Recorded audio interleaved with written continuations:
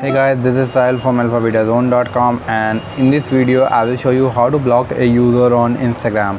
So in order to block a user on Instagram, first you need to click on the three line icon at the top right corner of the screen, and here you need to click on the setting option. Under setting option you need to scroll down and click on the privacy section, and under privacy section go to blocked account.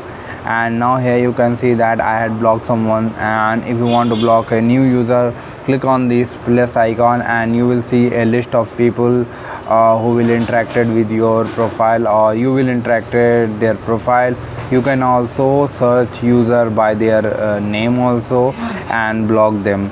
I hope this guide was helpful and you will be able to block a user on Instagram. If you like this video, please subscribe to our channel and visit our website alphabetazone.com.